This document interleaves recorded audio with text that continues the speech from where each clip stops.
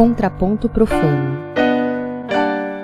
Entoando um canto profano, eu sou William Pedroso, músico e pesquisador, e hoje eu estou um pouco curioso para ter um pouco de reflexão a respeito de como desfazer alguns nós que todo músico acaba trombando na vida, né?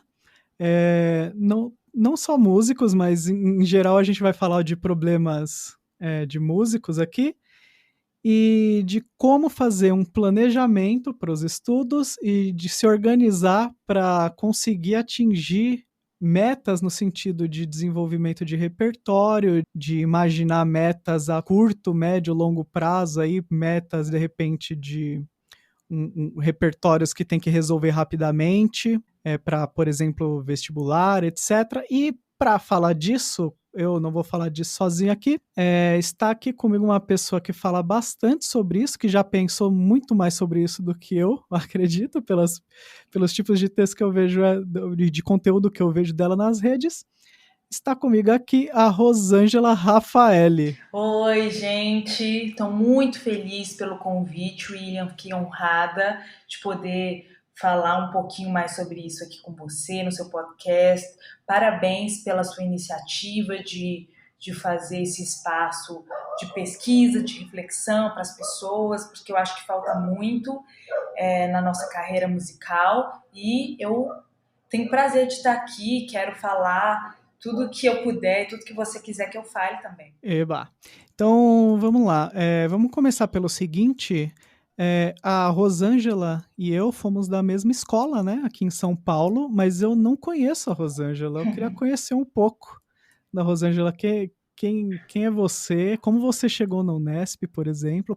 Como que você começou a estudar música? Vamos partir daí?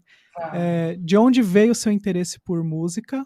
Foi muito jovem? Como é que foi isso? Sim. Então, eu tive o privilégio, né? Eu tenho o privilégio da família ser bastante musical. Meu pai, ele sempre regeu bandas militares, ele sempre teve um trabalho na igreja como maestro, formador musical, musicalização infantil para adolescentes e para adultos também. Então eu cresci nesse meio, para mim foi bem natural e eu não lembro de pensar o que eu vou ser quando eu crescer, né? Minha trajetória foi dentro da música. Então, desde criança eu já sabia que seria assim. Mas com 9 anos eu comecei a estudar lá em Goiânia e meu pai começou a me dar as primeiras aulas de teoria musical e foi meio que uma luta assim para escolher um instrumento, porque eu era muito exploradora, eu gostava Aham. de violino, oboé, fagote, clarinete, eu ficava ali na orquestra, Uhum. mas o dia que eu vi os tímpanos, eu pensei, não, é isso, sabe, pela imponência do instrumento, aquele instrumento que tá ali, ele se impõe por si próprio, sem soar, e eu gostei Aham. disso, né, que chama bastante atenção, e eu queria aprender a tocar, então eu comecei na percussão por causa dos tímpanos. E aí meu pai me matriculou em uma escola de Goiânia que é bastante famosa, se chama Centro Cultural Gustavo Ritter. Então eu fiz lá 4 anos de teoria, toquei na orquestra jovem, na Big Band, no grupo de metais, fiz aula de bateria, de percussão.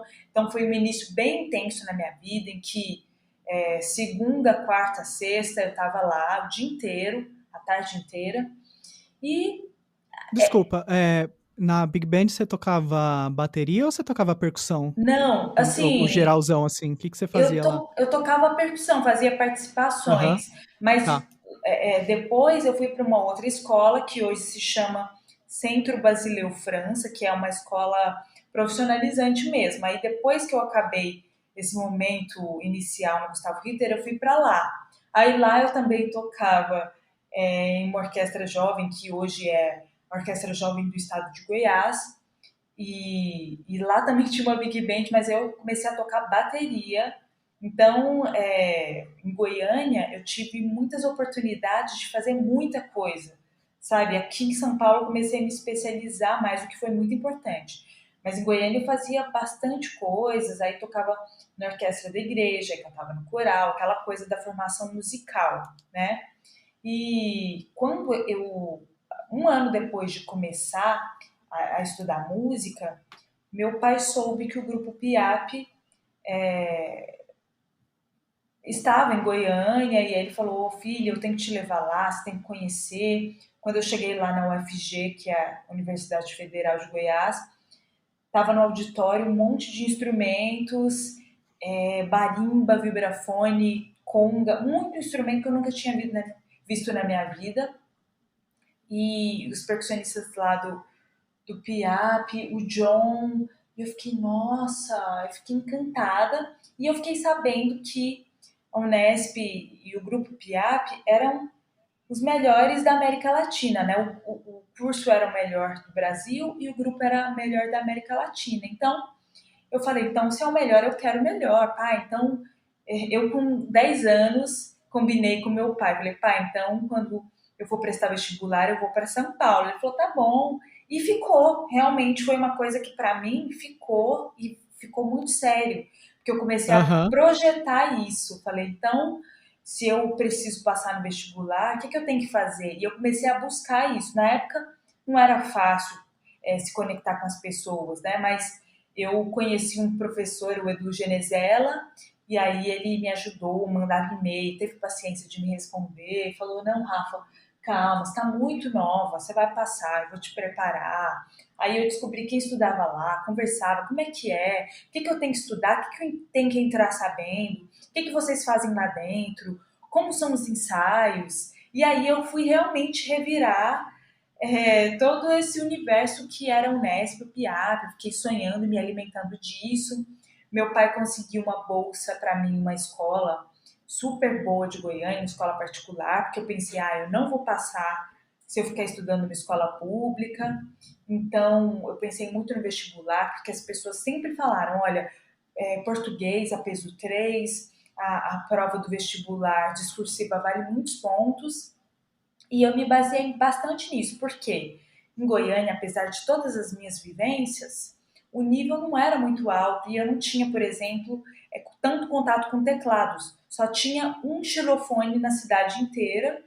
E Uhum. aí eu pensei, nossa, se eu for me basear no meu nível técnico para entrar, eu não vou entrar. Então eu fui correndo atrás disso. Quando chegou a época de vir para São Paulo prestar vestibular, deu tudo certo, graças a Deus. Aí eu passei no vestibular e vim. Uhum. Então, aí nossa, tem muita coisa aí no meio, né? Mas eu me formei e continuo em São Paulo há 11 anos. É. Meu, percussionista tem que tocar muita coisa, né? Sim, bastante.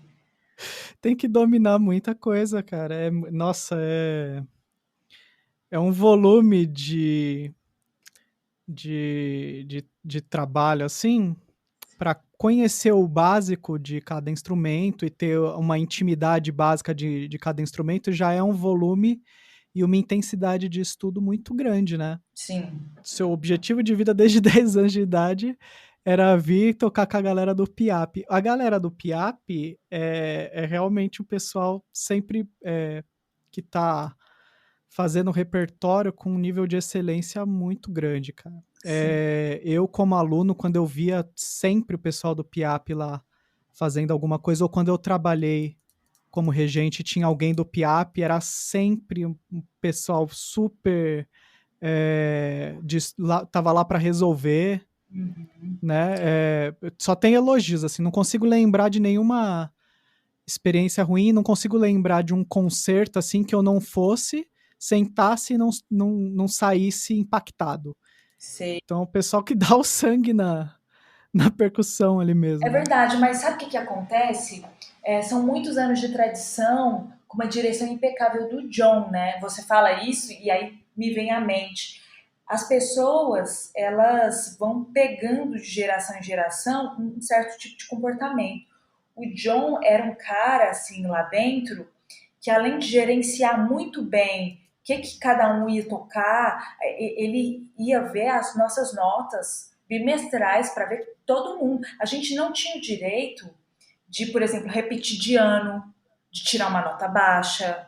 Ele falou: ó, se Uhum. você quiser fazer seu TCC depois de 4 anos, você faça, mas aqui você não vai ter o direito mais de entrar, porque vão entrar mais pessoas. Então ele meio que obrigava a gente a ir bem em tudo. Tinha uma certa. Cultura, né? Uma cultura de Exatamente. relacionamento pra jogar todo mundo pra cima, assim. Isso, sempre, sempre. Então, assim, é muito por culpa dele que todo mundo. Eu, por exemplo, nem conhecia o John quando eu entrei, mas eu ouvia tanto falar dele que no Trote dos Bichos, que eles inventam uma peça muito difícil pra gente tocar. Aham. Eu pensei, é isso mesmo, o Piap é isso, sabe? O nível é esse. Então eu não fiquei horrorizada, eu estava preparada para aquilo. Eu achava que minha vida ia ser só desafio. E foi mesmo. Eu acho que chegar lá com essa mentalidade me ajudou muito, porque todo mundo fala desse mundo que o Piap era, e muito por causa do John, por causa da integridade do Carlão e do que ele fez lá. E do Edu também. São três excelentes percussionistas exemplos que fazem com que as pessoas estudem e dê o melhor delas. Uhum. Tem alguns professores que eles têm um processo assim, meio que eles acham que para você ter um processo de desenvolvimento efetivo, você não consegue evitar um trauma, né? É, Mas é o caso ou não? Porque assim, eu vou dar um exemplo assim, de, sim. sei lá, uns professores meio whiplash da vida, sabe? Sei. Meu, cara completamente biruta das ideias. Não é essa a impressão que eu tenho do Piap, tá? Tá. Tô falando assim que tem alguns professores que eles acham assim, bom, na verdade, para você desenvolver certas habilidades, você tem que realmente fazer tudo e mais um pouco, e não tem como a pessoa fazer isso de uma forma que não seja traumática. No sentido de que é como se fosse uma musculação, Sei. que você gera um dano no seu corpo para o corpo crescer, né? Sei lá. E tem gente que leva isso pro lado de carreira musical, assim. Eu tenho minhas ressalvas. Como que era a direção desse ambiente que você achar que pelo que você está me relatando, o Piapa é super produtivo e tal. Como que era o ambiente nesse sentido? Então, tinha esses dois lados. Hoje eu reflito, tem muita coisa que eu. Ah, para mim eu mudaria muita coisa que aconteceu, inclusive o que a gente vai falar daqui a pouco sobre o planejamento veio depois que eu saí de lá, né? Porque foi essa coisa de me olhar com mais respeito, mais carinho. Mas eu acho que apesar disso, eu consegui produzir bastante e fazer as coisas acontecerem também por causa de uma pressão. Eu acho que a pressão tem isso. Tem gente que não funciona, mas eu funciono muito na pressão. De tipo assim, tem que Uhum. ser para amanhã. E aí parece que eu consigo. Liga.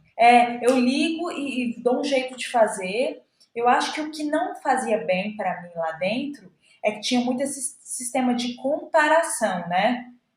Mas Uhum. assim, a gente é tão diferente, tem tantos interesses diferentes, e eu já me sentia muito, muito diferente das pessoas que estavam lá dentro, porque assim, eu sou percussionista e estava naquela formação, mas eu tenho diversos outros interesses.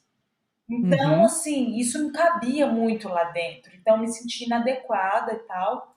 Mas eu acho que eu aprendi muito com meus colegas durante a convivência.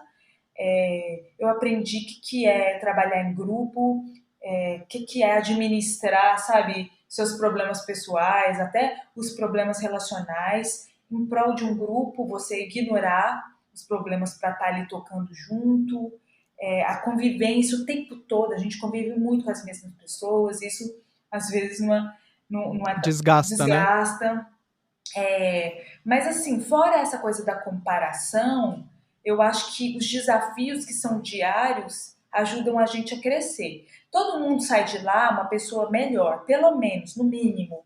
Então, assim, tem coisas que poderiam ser melhores, mas eu acho que o sentido da natureza de cada professora é uma coisa muito deles. O Edu, ele é Uhum, mais tranquilo, ele é aquele paizão que pega na sua mão e te ensina passo a passo, que te ouve e conta as coisas dele. O Carlão, ele já é mais pragmático, ele tem uma maneira de entender a vida muito diferente de qualquer pessoa na vida, e você também aprende com isso e começa a criar seus processos.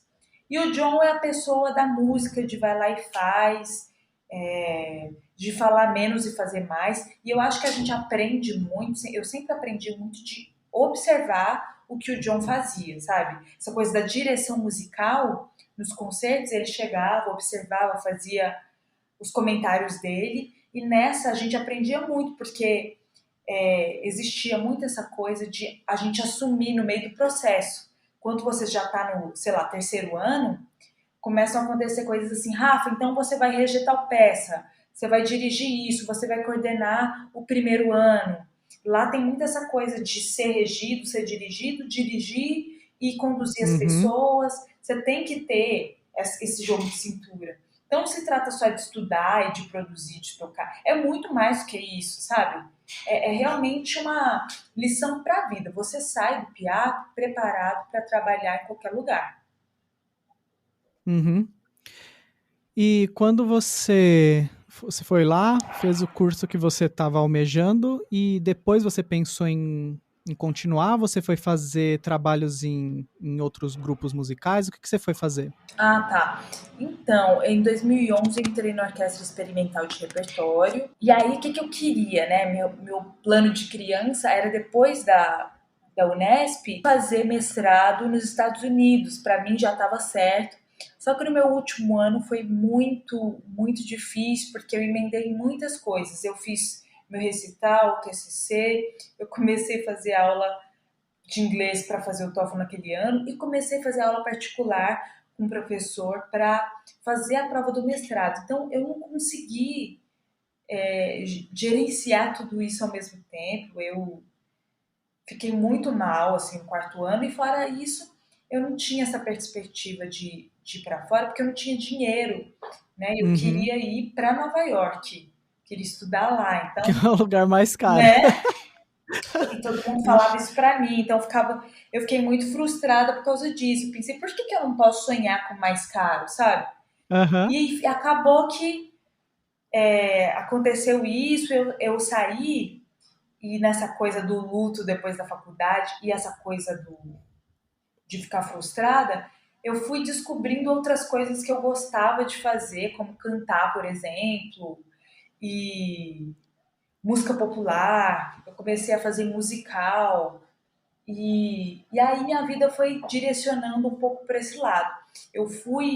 Minha viagem para Nova York acabou sendo em 2016, e eu fui para ver como é que era, para fazer aula com um professor que eu gostava, o Marcus Rosen, que é o timpanista da Filarmônica de Nova York. Então fui lá conhecer a Juilliard e tudo mais. Mas aí Legal. eu acabei casando também, e hoje em dia é um projeto em comum sei lá, de repente hoje em dia a gente tem vontade de passar de 1 a 2 anos por experiência. Mas aí acabei quebrando essa expectativa que eu tinha feito durante todos esses anos para seguir outros caminhos. Uhum. Hoje em dia, eu vejo você falando muito de preparo, né? Você tem até levanta bastante uma hashtag que é aquela preparo é tudo, né? Sim, Então você fala bastante dessas coisas. Isso tem a ver com esse quarto ano que você tentou é, abraçar mais do que dar um abraço maior do que os próprios braços e opa, se isso tem tem, a ver? tem tudo a ver, tem tudo a ver. Porque quando eu acordei para a vida e vi a situação que eu estava, não foi no quarto ano, né? Foi depois que eu saí. Foi no ano seguinte. Então eu olhei para mim, assim, eu me vi completamente abandonada no quesito saúde. Nossa, sabe, eu engordei bastante na faculdade, eu não me alimentava bem, eu vim para São Paulo muito jovem, então eu não sabia cozinhar, eu não fazia um exercício físico, não sabia gerenciar meu tempo com as matérias da faculdade, meus estudos, para o PIAP, para minhas aulas, para o grupo, para a orquestra. Era muita coisa mesmo, né? Mas Uhum. eu nem pensava em gerenciar, eu saía tentando resolver. Isso não deu certo. E quando eu me peguei nessa situação, me peguei muito frustrada com essa situação de você estuda, estuda, vai para o concerto e não se sente preparada. Eu não estava me sentindo bem comigo. Eu queria olhar para mim, ter mais orgulho do que eu via no espelho.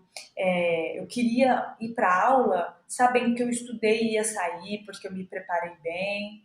E eu queria também me preparar melhor para as provas, os testes de orquestra que eu fazia, que eu tinha muito medo, muito pânico disso. Enfim, essas coisas de realmente. Ansiedade de performance, assim, né? Isso, que inclusive foi meu TCC, né? Meu TCC foi sobre Ah, pânico de é? palco. Uhum. Então, quando eu me vi nessa situação de muita insatisfação, eu percebi que eu tinha que mudar, que eu precisava, e eu aproveitei que depois que eu saí da faculdade eu só tinha experimental, que acontecia os ensaios de terça, quinta e sexta, né, à noite. O restante do meu tempo estava livre, né, que nunca aconteceu enquanto eu estive na faculdade. Eu ficava lá das 7 da manhã às 11 da noite, todos os Uhum. dias. E de repente eu tinha esse tempo. Então, pensei, então vou me cuidar. Aí eu comecei a fazer esses planos. Eu pensei, como é que eu posso começar agora com o que eu tenho, né? Eu não tenho muito dinheiro para fazer uma academia, então eu vou fazer caminhada. Eu preciso me alimentar melhor, então eu aprendi a cozinhar nesse tempo. Eu também continuava minhas aulas particulares com o meu professor, era o Rubem Zúñiga, que é um ótimo professor. Então, eu fiquei estudando para chegar na aula mais preparada, porque ele era um professor bem exigente. Eu queria que ele falasse, Rafa, é isso, tá indo bem, tá fazendo certo, tá tocando bem. Eu queria escutar isso dele, sabe? Então comecei a me esforçar e tem essa coisa também de sair da faculdade, você não ter onde estudar instrumento. Então eu comecei a criar meu cantinho no meu quarto bem pequeno, assim, com uma caixa, um pad, comprar baquetas à medida que eu podia. Minha amiga me emprestou um xilofone para ficar comigo um ano, então eu fiquei lá naquele cantinho estudando, me aprimorando, melhorando como eu podia, e eu comecei a aprender sobre o gerenciamento do tempo, como funcionava essa coisa de melhorar cada dia com que a gente tem, né? Uhum. Isso depois da faculdade, né? É Depois da doido isso, faculdade. né? Porque às vezes a gente tem tanta coisa para resolver na faculdade e realmente às vezes não dá tempo de aprender dentro. É que você entrou com quantos anos também? 18. 18, você entrou super novinha, né? Sim.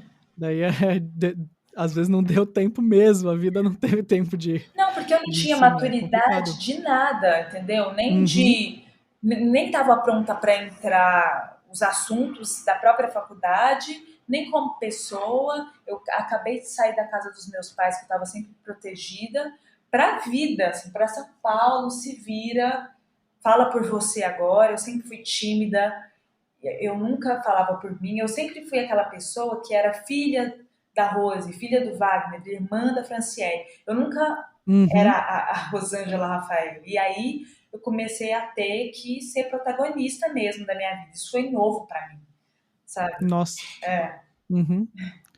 Interessante.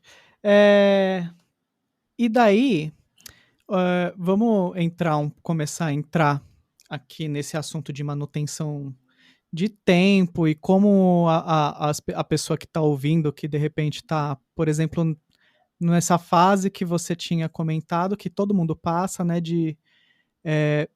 a pessoa entrou agora no site das universidades públicas paulistas, ela está escolhendo o curso, independente do curso que ela está escolhendo, ela está procurando um vestibular, sei lá, em regência ou em canto, ou seja lá o que for. Daí ela vê que ela tem a prova de habilidades em todos esses cursos, né? sim. Então, como que ela faz para começar a imaginar o gerenciamento de tempo dela para essas provas de habilidade? Porque, por exemplo, vou falar o meu caso. Quando a gente entra na faculdade de regência, você tem que tocar no piano, ou dependendo da universidade, pode ser em violão, pode ser em outros instrumentos, mas geralmente você tem uma série de peças de confronto que você tem que tocar, cantar, reger, dar mortal, etc. Na hora eles decidem, né? Se você vai tocar uma voz e cantar outra, eles decidem lá. Então você tem que fazer um preparo disso. E às vezes a pessoa não tem tanto contato assim com situações que ensinam ela a fazer esse preparo. Daí, de novo, meu caso, eu sou do ABC Paulista, que eu não sei se você sabe onde é em São Paulo, mas é basicamente interior. Não, eu É sei. Meu tipo, marido é de São Bernardo. ó lá, vizinho. E é um rolê, né? Pra chegar em São Paulo, na verdade, era uma viagem, né? É. E daí, pra mim, quando eu era muito novo, mesmo esse negócio de ir pra São Paulo era um deslocamento monstro, assim. E daí eu lembro que eu fui na Unesp buscar as partituras de repertório, e daí eu ficava consultando os professores para saber como é que eu ia estudar aquilo ali, né? Porque Sim, eu não tinha muita ideia de como que eu ia fazer. certo. Então, depois eu fui descobrindo formas e deu certo, né?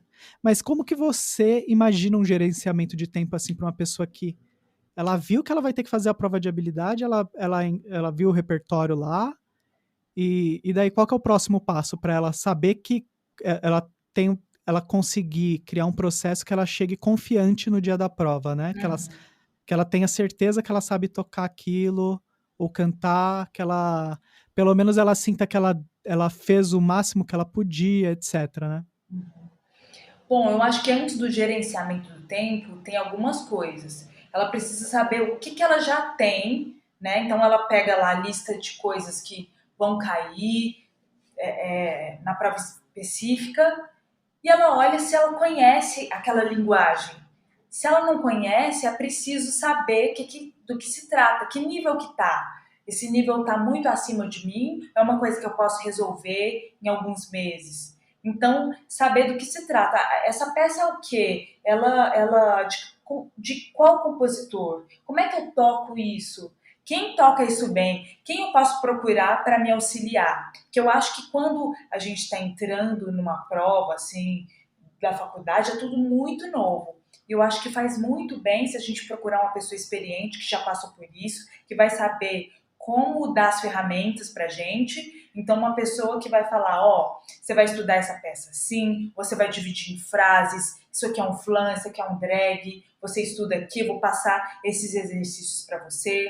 Depois a gente vai pegar a peça e você vai estudar andamento tal e vai até esse andamento aqui, você vai gravar, você vai saber se você está correndo ou atrasando e todo esse acompanhamento, porque sozinho eu acho muito difícil a pessoa criar um método de estudo que seja eficiente para ela. Então é muito importante que nesse momento ela tenha um acompanhamento de uma pessoa que entenda daquele processo, que saiba, conheça a faculdade, conheça quem dá aula lá, porque além dessa preparação, depois na prova ela vai ter a banca. Como que ela vai se portar na banca? Ela tem que saber, né? Será que eu posso ir? No caso da percussão, em prova, tem muita essa coisa de, será que eu posso ir vestido de qualquer forma, ou tem que ir mais formal. Até isso a gente tem que pensar na hora, porque dependendo da faculdade, isso é pedido. Por exemplo, nos Estados Unidos, isso é muito importante, né? Você não vai fazer uma prova de bermuda. Então, Ou chegar com as folhas da partitura tudo solta, amassada. exatamente, sabe? Cor acontece muito isso, né? Então, O pessoal chega a qualquer parte, né? exatamente. Então, assim, eu acho que essa coisa de saber onde que ela está se metendo, que nível tem aquelas peças. Eu toco todos os instrumentos que vai cair, eu já sei fazer uma leitura à primeira vista, porque vai ter. Eu sei que é intervalo de quarta ou quinta justa, porque na prova de percussão tem isso. É, eu tenho baquetas para isso. Quais os materiais que eu tenho? Se eu não tenho, eu tenho que pedir emprestado. Quem que eu vou pedir? Sabe, quem as pessoas que estudam lá? Vou falar com elas. Então tem que ter esse interesse da pessoa em tomar todas essas atitudes que eu chamo de ter um plano de ação. É quando você Hum, senta para fazer o laboratório de todas as ferramentas que você vai usar para chegar naquele objetivo. Então, toda essa pesquisa é muito importante. Aí, se a pessoa tem um professor que vai fazer com que ela se prepare, eu acho que assim, de 50% a 60% da confiança dela já sobe. Porque ela fala assim, eu não tô caindo no escuro, essa pessoa sabe do que ela está falando, ela já passou por isso, ela sabe como me preparar. Então você confia, começa a confiar mais no seu processo. E aí, a segunda coisa parte para o trabalho que é de sentar e estudar mesmo. E aí você, de repente, se a pessoa está na escola, ela vai estar um período na escola, um período em casa, enfim, não sei como vai ser de cada pessoa, mas é importante que ela tenha, sei lá, de 1 a 2 horas para estudar aquele repertório e resolver cada parte. Quando ela chega mais próxima da prova, é muito importante que ela faça simulados. O que é simulado? Fingir que é o dia da prova. Então ela vai chegar e tocar a peça do começo ao fim, errando ou não, esquecendo ou não, ficando nervoso ou não, procurando público, a mãe, o pai, colegas, amigos, tudo para ela realmente ficar nervosa, esquecer e errar, porque esse é o momento mais legal de você errar e esquecer, né? Que aí, quanto mais Uhum. você simula aquela situação, mais preparado você vai se sentir para fazer a prova. E então, é, realmente, aquele preparo assim do dia antes, sabe? Todo o meu material tá aqui, aí coloca na mochila, guarda, faz tudo com antecedência, chega antes. Então, conhecer todo esse território que você precisa e aí, chegar e fazer a prova com tudo que você, confiando no seu processo, confiando na pessoa que te preparou, em tudo que você fez. Eu creio muito que a preparação, o gerenciamento do tempo, ele se trata muito do tempo que você tem para fazer e da dificuldade que aquilo se encontra. Se você tem uma peça muito fácil que para você é tudo bem e a outra é mais difícil, você vai gastar mais tempo com a peça que é difícil, você vai dividir ela em trechos, em frases, vai juntando até que aquilo esteja confortável para fazer. Mas eu acho que o mais importante nesse caso é realmente ter um acompanhamento, sabe? Porque depois que você tem um acompanhamento e já sabe das coisas, aí você começa, por exemplo, na faculdade você começa a ter menos tempo. Aí o gerenciamento do tempo, ele é muito importante. Agora, quando você ainda não entrou, você precisa fazer uma pesquisa de campo para saber aonde que a correia vai apertar, onde que vai ser mais fácil, como você tem que se portar. Tem todos esses segredos que muita gente não sabe, né? Então eu acho que isso é o mais importante para fazer uma prova de vestibular. Essa coisa do plano de ação que você vem falando tá muito ligada a um processo também pro candidato, né? Uhum. Isso serve para vestibular, serve para outros concursos também, né? Na minha opinião. Você tem um processo de desmistificação do processo, né? Isso. Um procedimento de desmistificação do processo, na verdade. Então, ao invés de fugir dos problemas que você tem, sei lá, eu tenho medo de fazer tal repertório, então, ao invés de fugir e não confrontar esse repertório, não, resolver os problemas que dá, né? Daquele repertório. Qual que é o problema? Dá pra. O que eu posso fazer agora? Sei lá, é conversar com o meu professor? Então, troca uma ideia, né? Sim, com certeza. Eu acho que fugir do problema é a pior besteira que a gente pode fazer, porque assim, você está dando a carta de. Você está assinando assim sua carta que você não vai passar, né? Como é que você Uhum. vai enfrentar uma prova que você quer muito passar se você não está resolvendo os problemas que você pode ter ali na hora? Porque assim, mesmo estudando, você estando 130% preparado, você vai ficar nervoso. Então, tudo que você está fazendo antes é para minimizar o máximo os problemas que você pode ter na hora. Sabe, tudo pode Uhum. acontecer, tem tanto problema que pode acontecer.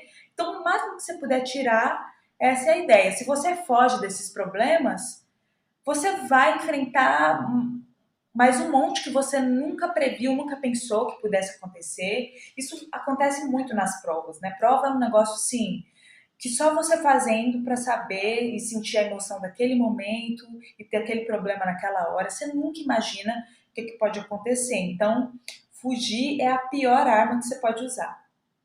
Sim. E a banca também sabe, né, que o aluno tá nervoso, e dependendo do tipo de prova, é, eles não agem com tanta má fé assim, né? Sim. Se é uma prova, por exemplo, de, sei lá, de entrada em conservatório, assim, se você escorregar uma nota, provavelmente não vai ser isso que vai te eliminar, Não, não né? vai, não.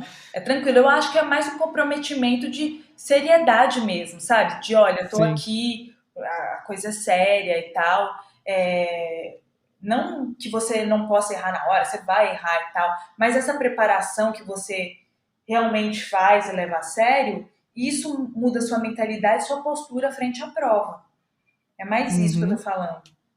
Uhum. Sabe uma coisa que eu fiquei chocado uma vez? Ah, Quando eu entrei no conservatório, eu entrei meio tardiamente, né? Mas quando eu entrei no conservatório, eu fui fazer um workshop de polirritmia com um baterista. Agora eu não vou me lembrar o nome do baterista, porque faz muito tempo, tá? tá. Então, perdão aí, não vou ter a referência dessa. Mas veio um baterista da Alemanha dar um workshop lá na Fundação das Artes. E na época ele fez primeiro um concerto, né, de jazz bem contemporâneo, assim. Ele, o Zélio, o Marcelo Gomes, o pessoal do Terra Brasil, né, na Uhum. época. Não sei se você conhece. Conheço, conheço. Aliás, quem não conhece, ouça, hein, que é a referência gigante aqui. Sim. Daí, esse baterista, ele veio a convite dessa galera do Terra Brasil e tal. E daí, depois, ele deu um workshop, porque os caras tocavam umas coisas assim, cada um num pulso. Tipo um jazz improvisativo, assim, mas cada um num pulso. Uma loucura, assim. Um negócio bem difícil de ser feito. Parecia Stockhausen, né? Só que não era três orquestras, era Sim. tipo três caras assim, um tocando 100, o outro 110, outro 120, sabe? As paradas Caraca. completamente malucas, assim, cada um num pulso. Daí, esse cara, ele era muito bom de polirritmia mesmo, assim. Cara bizarro. Daí ele deu um workshop e na época eu tinha, assim, dificuldade de ler até Gramani, né? Uhum. Tava começando a aprender a ler e tudo. Então, eu fui no workshop para ver qual é que era, para entender como que era o processo do cara. E daí ele fez as coisas de um jeito que era tão exequível que deu para fazer, por exemplo, bater o pé em três, bater palma em quatro e cantar em cinco, sabe? Sim. Então mas foi assim, muito aos poucos, mostrando as resultantes de cada uma das figuras, bem aos pouquinhos assim, e daí tipo todos os alunos bem iniciantes, mas todo mundo conseguiu fazer na hora ali, né? Sim. Então é muito muito doido, assim como um cara que ele tem o métier do negócio, né? Sim. Porque faz muito e tal, e daí ele consegue te colocar num caminho que sozinho não ia chegar naquilo nem a pau, né? Sim. Nossa, é que tem pessoas que elas entendem, né, aquele assunto, aquele conteúdo de uma maneira que você se identifica. Eu vejo muito isso, que existem muitos professores no mundo e muitas maneiras de pensar, muitas maneiras de fazer, que faz com que cada pessoa faça aula com uma pessoa, né? Se a gente tivesse a verdade absoluta dos assuntos, não existiria essa identificação com cada um. Eu acho isso incrível, que a gente se encontra em determinadas abordagens, e eu fico muito feliz por isso, porque significa que a gente tem uma capacidade de aprender dependendo de como a gente é ensinado. Então, é muito Uhum. legal ouvir isso de você. Tem uma técnica, né? Sim, E se você confia no processo assim, se é a pessoa que conhece o processo, você confia no processo, provavelmente vai dar certo, né? é. Porque às vezes a gente desconfia também, fala, isso aqui não vai rolar. Daí você já não, você já cria uma barreira, É né? verdade. Não, a confiança é muito importante para o pro processo de toda pessoa que está aprendendo alguma coisa. E daí você era bastante nova quando você começou a estudar, tal. Você tinha bastante proximidade assim com disciplinas mais comuns a todos, assim, tipo história, percepção mesmo, Uhum. sei lá, essas disciplinas contraponto, né? Você tinha proximidade ou você teve uma preocupação Ah, de se então, aproximar disso, né? contraponto eu só tive no Nesp, eu nunca tinha estudado antes, mas percepção e história eu sempre estudei um pouquinho, né? Mas nunca, claro, nunca foi o meu forte, nunca foi aquele assunto que. História da música, assim, nunca foi um assunto que eu me aprofundei, que eu sabia das coisas, sempre boiei muito e não me orgulho disso, mas percepção sempre esteve muito perto de mim, porque desde criança eu tive muita vivência com essa musicalização, então eu aprimorei muito a minha linguagem rítmica, minha linguagem melódica, e mais para frente minha linguagem harmônica também, de reconhecer isso intuitivamente e depois passar a dar nome para isso, né? Então foi um processo muito mais tranquilo. Agora a história da música sempre foi uma incógnita para mim. Aham. E essa coisa de, por exemplo, pessoal que faz percussão mais popular, bateria popular, tem umas piadocas, né, de que baterista não consegue ouvir melodia direito e tal. Tem problemas em aula de percepção, não era o seu caso, Não, tanto é não, que. né? Não, tanto é que eu acho que o que me diferencia muito dos percussionistas é que os assuntos que me agradam são muito diferentes da roda do percussionista. Eles ficam falando muito, ai, da ponta da baqueta, porque esse som, que essa pele. E para mim a música é muito maior do que isso, sabe? Então, assim, Hum. eu gosto de tirar um bom som, então eu me preocupo com isso. Mas eu sempre fui muito ligada a essa coisa do cantar, né? Então hoje em dia eu ouço muito jazz, eu gosto muito de tirar improviso, eu gosto muito de cantar, enfim, eu me relaciono muito mais do que ir com isso do que com outras coisas, de ficar pirando na ponta da baqueta. Eu gosto de ter meu material, me aprimorar e melhorar cada dia, mas eu sou muito prática com isso. Então, isso sempre me destacou em relação aos demais percussionistas, porque geralmente o percussionista tem muita dificuldade nessa coisa da afinação do tímpano, porque você tem que estudar bastante quarta e quinta justa. Então, para mim, nunca me peguei tanto nesse aspecto, né? Mais em outros. Uhum. E eu tô puxando mais isso pela questão de quando a pessoa tá num processo de tomar decisão para ela equilibrar os pontos que ela tem de forte e fraco para um momento específico, assim, ou seja, para um recital, para qualquer coisa assim. Como é que você faz para pensar, para admitir, né, por exemplo, os pontos fracos que você tem, para aquela situação específica, né? Porque às vezes é difícil até isso, né? Até às vezes a gente admite, puta, nisso aqui eu tô ruim. Eu vou focar, né, para melhorar isso aqui. Às vezes até isso é difícil, né? Mas como que você, assim, imaginando que a pessoa sentou e falou, beleza, isso aqui eu tenho que mudar.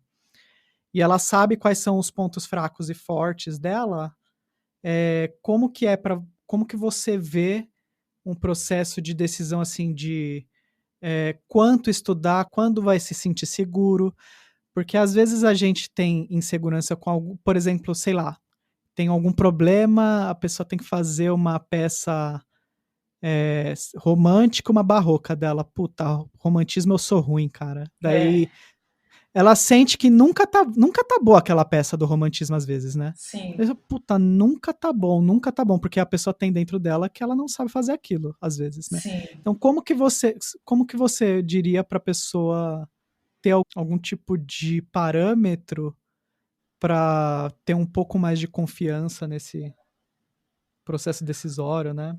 Sim, eu entendo muito, muito o que você está falando, porque assim, para mim, na percussão sempre ficou muito claro, por ter começado a estudar os teclados um pouco mais tarde do que as peles, por exemplo, eu sempre mantive um, um incômodo, um desconforto quando eu tinha que tocar uma peça de teclado e tudo mais. Depois eu fui me aproximando e gostando bastante de tocar xilofone.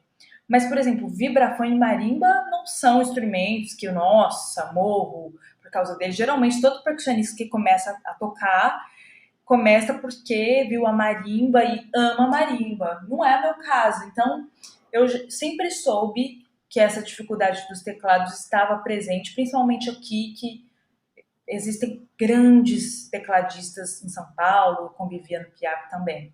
Então, para mim, eu já tinha claro isso. Só que, sabe o que é mais legal que aconteceu comigo? Eu nunca tinha chance de ficar avaliando as pessoas de fora ou me avaliando. Eu sempre estava à prova mesmo, entendeu? Eu não tinha tempo de ficar chorando pitanga no Piap, por exemplo. Rafa, é isso, me dava a peça na segunda e sexta-feira, eu tinha que tocar. Então, assim, eu não tinha muito tempo para pensar nas minhas dificuldades, eu tinha que produzir e fazer. Na orquestra, a mesma coisa, quando era me dada as tarefas lá, uma parte tal, eu tinha que fazer.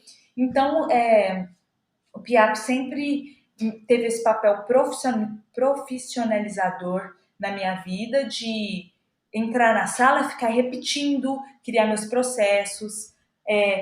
Faz a parte, tocou tudo, toca de novo, e grava, e chama a gente, aí fica nervosa, erra, chama de novo. Assim, é na base da repetição mesmo, para mim, para eu me sentir segura de uma coisa que eu não sou boa, que eu não acho que sou boa, eu preciso repetir vezes suficientes, a fim de que eu penso, eu sei que eu estou fazendo, entendeu? E depois da faculdade, minha vida só foi isso. Quanto menos eu me sentia preparada, mais desafios eu encontrava, sabe? Eu nunca canso de contar uma história que foi a seguinte: todo percussionista fica estudando o Parking Bass do xilofone e tudo mais. Mas um dia eu estava lá no PIAP e eu recebi uma ligação da Jazz Sinfônica que... Rafa, você pode tocar no concerto que vai ser domingo? Isso era quarta-feira. Falei, posso fazer esse cachê.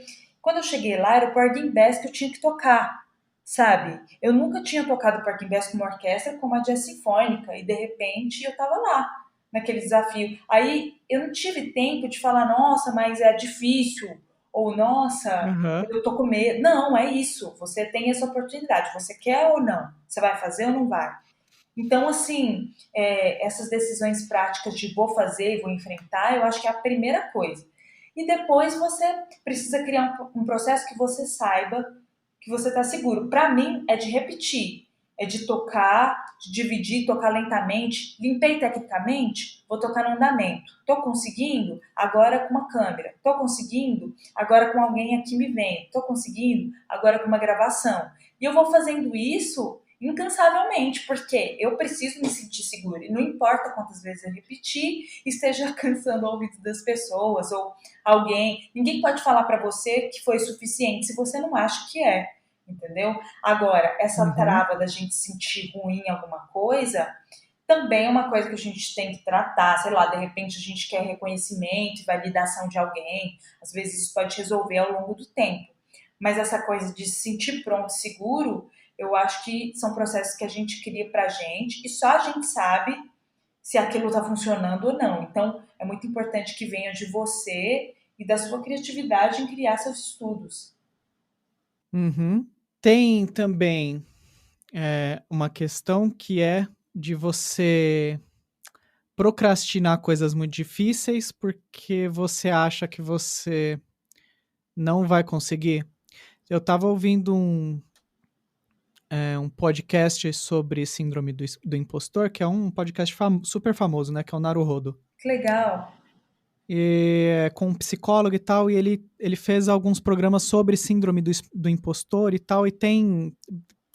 Depois, quem quiser, ouve lá, que ele explica tecnicamente como que a coisa funciona, mas você tem um processo que é de defesa, que é o seguinte, às vezes, né? Uhum. Se eu não fizer, se eu não estudar, por exemplo, se eu estudar pouco e não passar, na verdade é um jeito de eu falar para mim mesmo assim, eu passaria se eu tivesse estudado corretamente, mas como eu não fiz, né? Então é um jeito da pessoa mascarar o medo dela.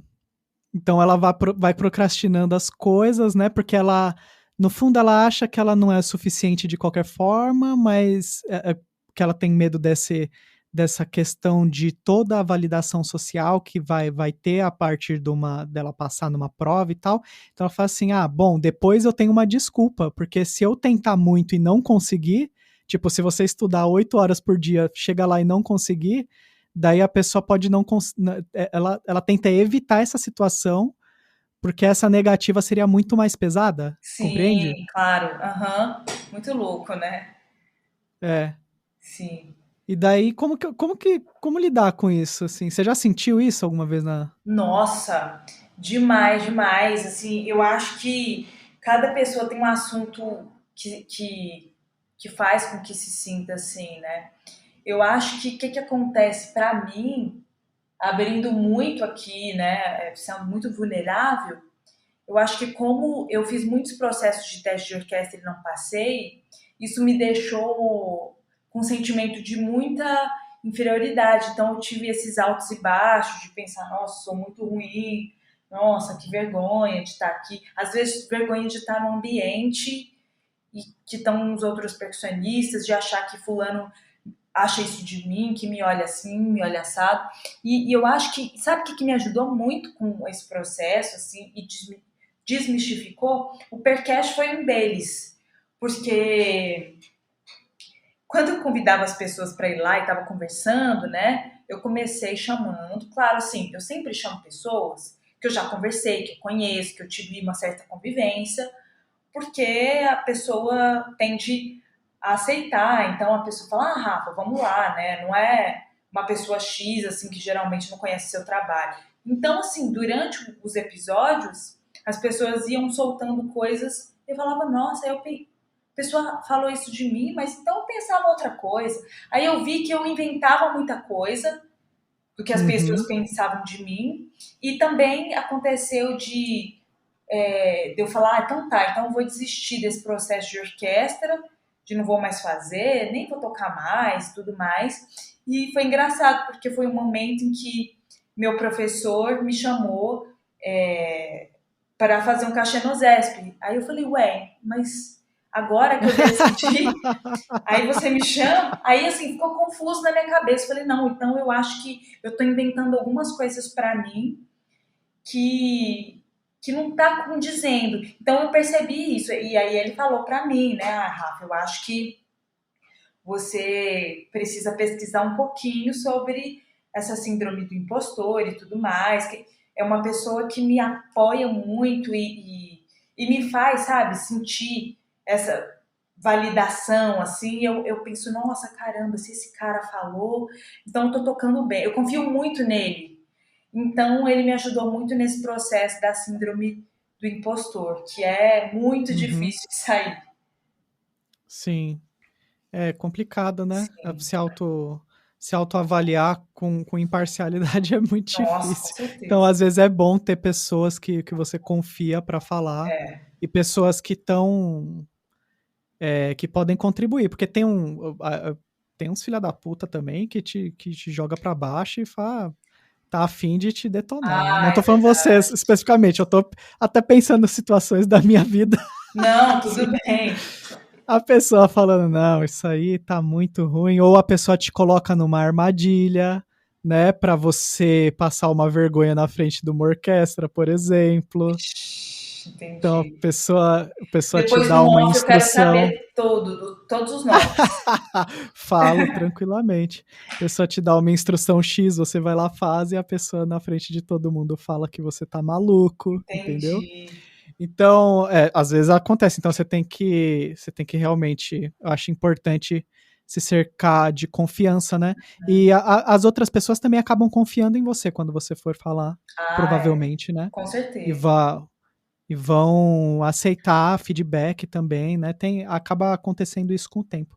Agora que você já entrou no Percast, vamos falar um pouco do Percast? Sim, O Percast é o seu podcast, né? sim. E do que você fala lá? Principalmente sobre percussão orquestral, mas na verdade assim é sobre percussão em geral e agora eu estou começando a abrir para entrevistas com percussionistas populares. Já foi lá o Vinícius Barros, agora vai o Léo Rodrigues, né, que a gente chama de Léo do Pandeiro. Pretendo chamar um baterista também, vários bateristas. Então assim eu estou abrindo, mas o assunto é percussão. Uhum. Muito legal. E é muito da hora o Percast, galera. Vocês têm que ouvir. Vale a pena pra caramba. E tem muitas entrevistas com gente muito interessante e que dividem umas vivências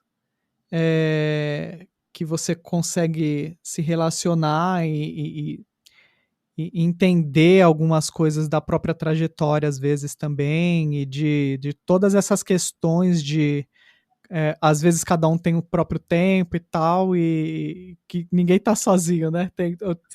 Cada trajetória é uma, e lá tem um monte de depoimentos diferentes de pessoas diferentes que são muito, muito legais. A Rosângela tá fazendo um trabalho foda lá, então dê essa moral lá pro Ah, que Percast. legal. Obrigada, obrigada pela indicação. Sim, e daí foi assim que eu conheci a Rosângela, pelo mundo dos podcasts, né? Porque eu Sim, procurando podcast de música, quando eu tava já produzindo, e daí eu encontrei o Percast por acaso, não me lembro nem como, e daí faz aquele processo de ouvir um ou outro episódio e tal, daí vou ver redes sociais sim. da host aqui, da pessoa que idealiza, daí vai ver o Wes.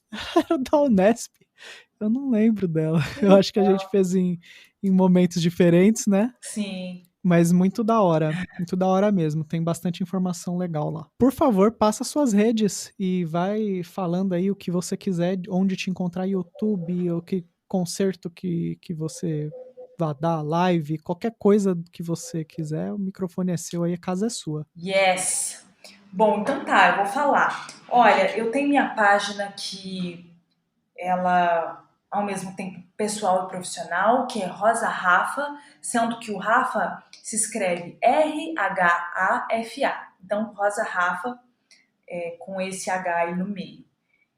Lá eu posto coisas sobre a minha vida e tudo mais, mas eu tenho seguido muito uma série de conteúdos do Preparo é Tudo, que estão antecedendo aí o curso que eu vou abrir e no próximo mês sobre gerenciamento, planejamento do tempo, né, das atividades, sobre uma criação de rotina e sobre encontrar um objetivo claro para fazer ele do início até o final, passo a passo. Eu vou fazer um curso ensinando as pessoas com esse assunto. E tenho um outro Instagram que se chama Rosa Rafa Studio, sendo que o Rosa Rafa se escreve da mesma maneira que a outra página. E o estúdio é só com S, né? Estúdio. Então, Rosa Rafa Studio, lá eu posto conteúdos mais práticos, exercícios rítmicos que eu faço. Eu toco um pouco de percussão popular, bateria, canto, faço minhas coisinhas que eu gosto. E no momento, tem podcast também, o Percast. O Percast é com 2 Cs, tá?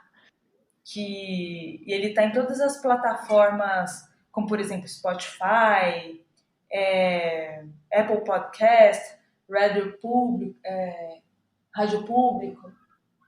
que mais? Tem algumas. Spotify. Isso. Então o Percast tem algumas plataformas. Se você for no meu Instagram, você vai ver todas elas. E acho que é isso. Muito legal. Eu indico tudo porque eu vejo mesmo, né? Daí indico com segurança. E dê uma olhada, então, nas redes todas da Rafa. Tem um monte de reflexão legal lá. Vê aí, fica esperto aí com o curso dela para fazer. E é isso, galera. Você tem uma dúvida para mandar aqui para o programa, uma sugestão de pauta ou qualquer coisa assim, você pode mandar um e-mail para contrapontoprofano@gmail.com ou você pode me seguir lá no Instagram, no @will.pedroso, WILL.pedroso com Z, ou no Instagram do Contraponto Profano mesmo, que é o @contrapontoprofano. E pode mandar DM, pode encher a caixa de spam lá, que a gente vai respondendo na medida do possível. Então, muito obrigado, Rosângela. Eu que agradeço pela oportunidade e privilégio de estar aqui. Parabéns de novo pelo seu trabalho. E é isso, galera. Chegamos aqui a mais uma barra dupla. Secretaria Especial da Cultura, Prefeitura de Diadema, Secretaria Municipal de Cultura. Você ouviu Contraponto Profano.